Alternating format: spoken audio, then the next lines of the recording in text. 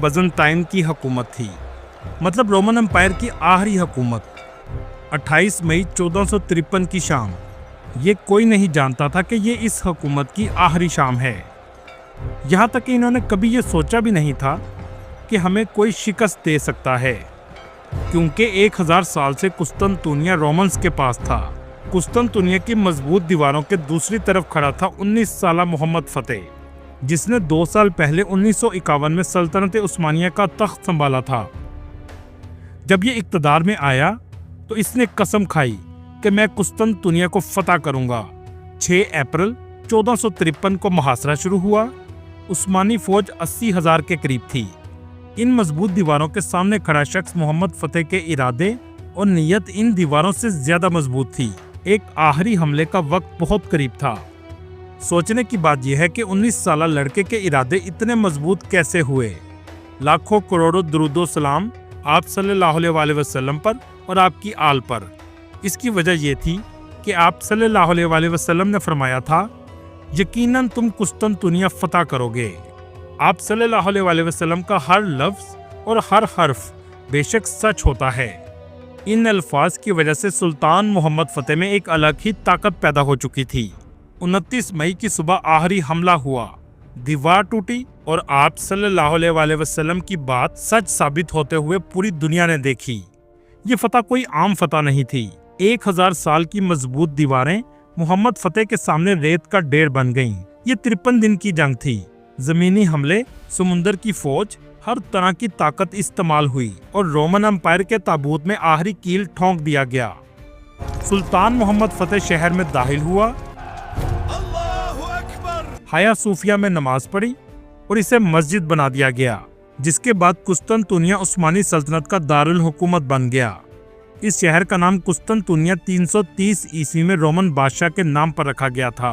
इस शहर की तारीख पूरी दुनिया से अलग है। एक शहर जो यूनानियों ने बसाया, रोमियों ने बढ़ाया, ईसाइयों ने संभाला और मुसलमानों ने इसे फतह करके नई जिंदगी दी। इसके बाद इसे इस्लाम का शहर कहा जाने लगा। टॉपकपी महल की तामीर हुई, जो उस्मानी सल्तनत का सबसे अहम महल था। 1461 में ग्रैंड बाजार का आगाज हुआ। 16वीं सदी में ये दुनिया का अमीर तरीन शहर बन गया। 18वीं और 19वीं सदी में उस्मानी सल्तनत कमजोर होना शुरू हुई, जिसकी सबसे बड़ी वजह अंदरूनी साजिशें थीं। पहली जंग अजीम में उस्मानी सल्तनत ने जर्मनी का साथ दिया, जिसकी वजह से शिकस्त हुई। 1923 में मुस्तफ़ा कमाल ने कुस्तुनतुनिया का दारुल हुकूमत खत्म किया और अंकारा को दारुल हुकूमत बना दिया गया। 1930 में इसका नाम कुस्तुनतुनिया से तब्दील करके इस्तानबुल रख दिया गया और आज तक इस शहर का सरकारी नाम इस्तानबुल है। आहिस्ता आहिस्ता इस शहर को सेकुलर शहर बना दिया गया, जिसकी वजह से यूरोपियन कल्चर बहुत तेजी से इस शहर में फैल गया। चले अब हम वापस आते हैं 2026 में और जानते हैं कि इस शहर में आज लोगों की जिंदगी कैसी है। इस शहर के खूबसूरत मकामात कौन से हैं? टॉपकपी पैलेस में कौन सी मुकद्दस चीजें हैं जो दुनिया में आपको कहीं नहीं मिलेंगी? इस शहर में लोगों की सैलरी कितनी है और रहने का खर्चा कितना आता है? वीजा कैसे हासिल कर सकते हैं और कैसे इस्तानबुल जा सकते हैं? ये सब कुछ जानेंगे आज की इस वीडियो में। चलिए अब निकलते हैं इस्तानबुल के एक शानदार सफर पर। इस्तानबुल तुर्की का सबसे अहम शहर है, जिस शहर ने तुर्की की पूरी दुनिया में पहचान बनाई है। आज इसकी कुल आबादी 1 करोड़ 60 लाख के करीब है। इस शहर का कुल रकबा 5343 मुरबा किलोमीटर है। ये दुनिया का वाहिद ऐसा शहर है जहां आप नाश्ता यूरोप में करते हैं और दोपहर का खाना एशिया में खाते हैं। जी हाँ, क्योंकि ये शहर यूरोप और एशिया दोनों बरआज़मों के दरमियान में वाक़या है और इन दोनों बरआज़मों को जोड़ने के लिए एक पुल है जो बॉस्फोरस पर वाक़या है। आप पुल क्रॉस करते हैं तो दूसरे बरआज़म में आ जाते हैं। ये ऐसा शहर है जहां 1500 साल पुरानी मसाजिद के सामने 5 स्टार कैफे हैं। यहाँ रहने वाले लोगों का कल्चर तुर्किश और यूरोपियन कल्चर का मिक्सचर बन चुका है। बहुत से लोग इस्तानबुल को तुर्की का दारुल हुकूमत समझते हैं, लेकिन तुर्की का दारुल हुकूमत अंकारा सिटी है और ये मुल्क के वस्त में वाक़या है। इस्तानबुल तुर्की की जीडीपी का तकरीबन 30% अकेला पैदा करता है, क्योंकि इस शहर में टूरिस्ट बड़ी तादाद में आते हैं। लेकिन क्यों आते हैं, ये आगे चलकर आप इस शहर को देखने के बाद अंदाज़ा लगा सकते हैं। इस शहर को मक्का और मदीना के बाद दुनिया का दिल भी कहा जाता है। आज इस शहर में दुनिया का हर टूरिस्ट जाने की ख्वाहिश रखता है। खूबसूरती में इस शहर का मुकाबला यूरोप भी नहीं कर सकता। इस शहर के मशरिक में एशिया, मगरिब में यूरोप, जनूब में मरमरा समुंदर और शमाल में ब्लैक सी लगता है। इसे 7 पहाड़ियों का शहर भी कहा जाता है, जिसकी हर चोटी पर एक मस्जिद कायम है। इस शहर को मसाजिद का शहर भी कहते हैं। दुनिया की खूबसूरत तरीन मसाजिद इस शहर में हैं, जो आगे चलकर हम आपको वीडियो में दिखाएंगे। इस्तांबुल एक जवान सिटी है, जिसकी औसत उम्र 33 साल है।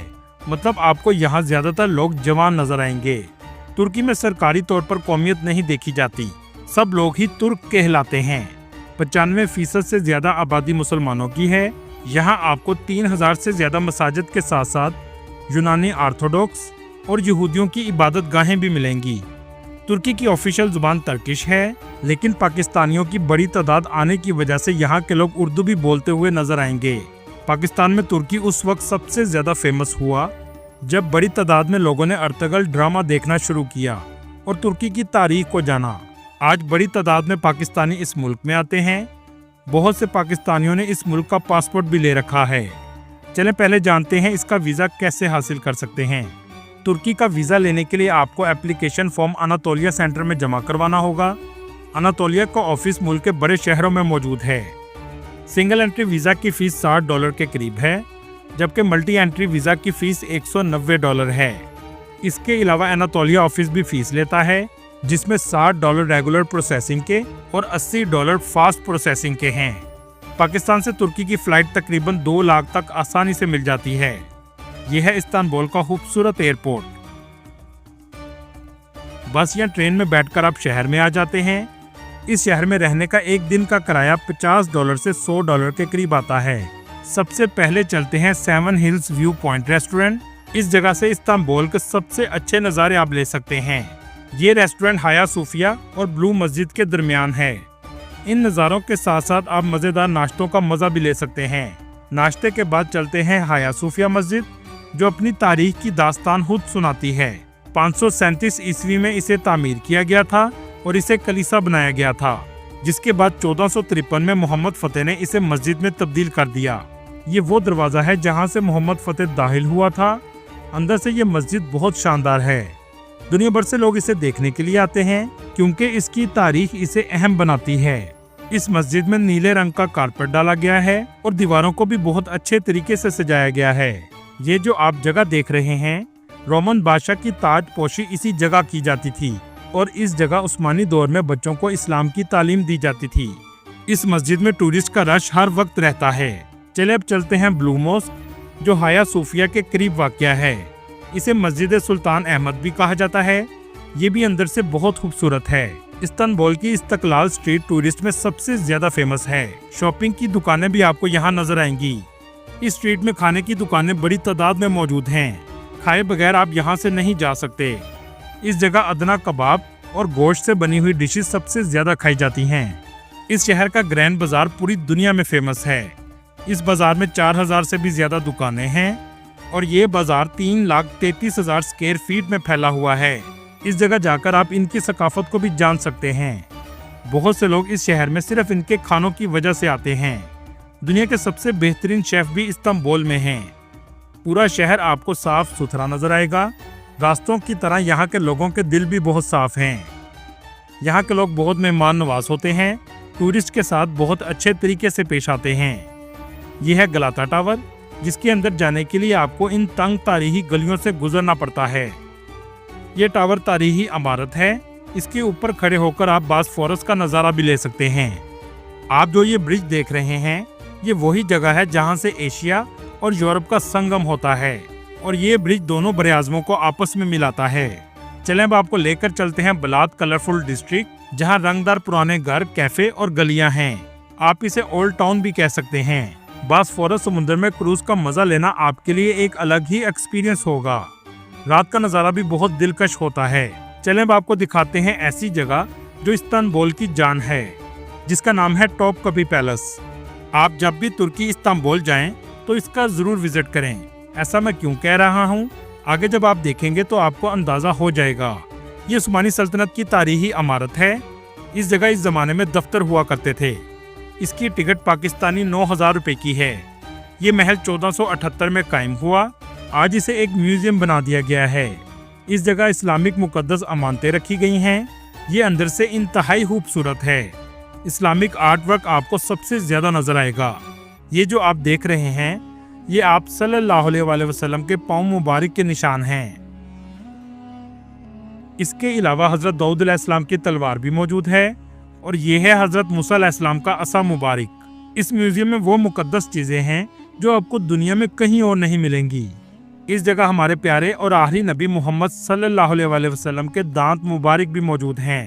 یہاں تک کہ آپ صلی اللہ علیہ وآلہ وسلم کا جبہ مبارک بھی رکھا گیا ہے۔ یہ تلوار حضرت خالد بن ولید رضی اللہ تعالیٰ عنہ کی ہے جو آج بھی اپنی شان و شوکت میں ہے۔ یہ ہیں سیدنا ابو بکر صدیق رضی اللہ تعالیٰ عنہ کے داڑھی مبارک کے بال۔ یہ جو آپ تلواریں دیکھ رہے ہیں یہ حضرت عمر فاروق رضی اللہ تعالیٰ عنہ اور سیدنا علی رضی اللہ تعالیٰ عنہ کی تلواریں ہیں۔ اس کمرے میں آ کر آپ کے جسم کی روح ایک الگ سی کیفیت میں آ جاتی ہے۔ خود کو آپ تاریخ کے اس حصے میں محسوس کرتے ہیں جہاں سے اسلام کی ابتدا ہوئی تھی۔ یہ ٹوپی حضرت اویس کرنی رضی اللہ تعالیٰ عنہ کی ہے اور یہ حضرت علی رضی اللہ تعالیٰ عنہ کا امامہ شریف ہے۔ یہ قمیض مبارک حضرت بی بی فاطمہ سلام اللہ علیہا کی ہے اور یہ فٹ پرنٹ بھی آپ صلی اللہ علیہ وآلہ وسلم کے ہیں۔ اس کے علاوہ آپ یہاں پورے عثمانی دور کی چیزیں، تاریخ سب کچھ دیکھ سکتے ہیں۔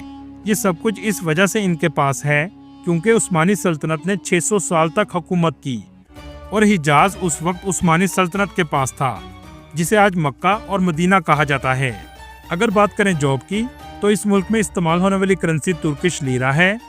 ایک لیرہ کے بدلے پاکستانی 6 روپے آتے ہیں۔ استنبول میں کام کرنے والوں کی ایوریج سیلری 45,000 لیرے کے قریب ہے جبکہ آئی ٹی اور فنانس میں جاب کی سیلری 90,000 لیرہ کے قریب ہے۔ اگر بات کریں رہنے کے خرچے کی تو شہر کے اندر رہنے کا خرچہ 35,000 لیرہ تک آ جاتا ہے۔ مطلب رہنے کے لحاظ سے یہ بہت مہنگا شہر ہے۔ اگر آپ شہر سے باہر رہیں گے تو 20,000 تک آپ کا خرچہ آئے گا۔ ترکی کا پاسپورٹ بھی دنیا کے مضبوط ترین پاسپورٹ میں آتا ہے لیکن صرف امیر شخص ہی اس کا پاسپورٹ حاصل کر سکتے ہیں کیونکہ اس کے لیے آپ کو $4 لاکھ انویسٹ کرنا ہوگا اور بہت سے پاکستانی یہ پاسپورٹ حاصل کر چکے ہیں۔ ایک رپورٹ کے مطابق ترکی میں 30,000 کے قریب پاکستانی رہتے ہیں۔ بہت سے بچے یہاں پڑھنے کے غرض سے بھی آتے ہیں۔ استنبول میں گریجویشن کرنے کا سالانہ خرچہ $3,000 کے قریب ہے اور میڈیکل کی فیس تقریباً $10,000 کے قریب ہے۔ دوستو یہ تھا آج کا ہمارا قسطنطنیہ سے استنبول تک کا سفر۔ آپ کو یہ ویڈیو کیسے لگی کمنٹ میں ضرور بتائیے گا اور نئے آنے والے دوستوں سے گزارش ہے ہمارے چینل کو سبسکرائب